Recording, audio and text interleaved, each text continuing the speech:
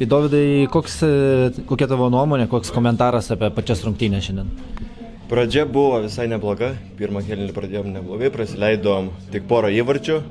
Antras kėlinys tai buvo iš vis labai geras, tai buvo toks kėlinys, kokių mes norim varžybų, kaip kiekvieną kartą ateinam ant ledo. O trečią kėlinį išėjom kaip kita komanda ir prasileidom likusius įvarčius.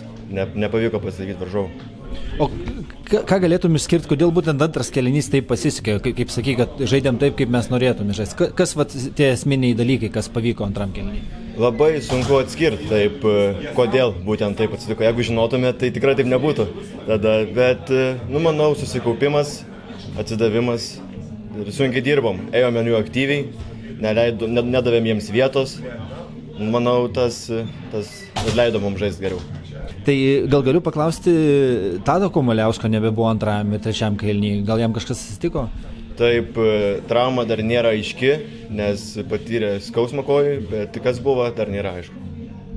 Ir tuomet paklausiu apie teigiamą dalyką, tavo įvartį, gražuolį įvartį, apie patį prasiveržimą ir įmetimą. Gal papasakom savo akim, kaip tai vyko, ką tada galvojai? Įmušti įvartį norėjau ir galiu padėkoti mūsų jaunuoliui Laurinui turbūt, nes jo dėka jisai susiėmė tos visus du žaidėjus, kurie buvo ir man davė pilną vietos improvizuoti. Tai turbūt jam turiu padėkoti. Ačiū. Ačiū.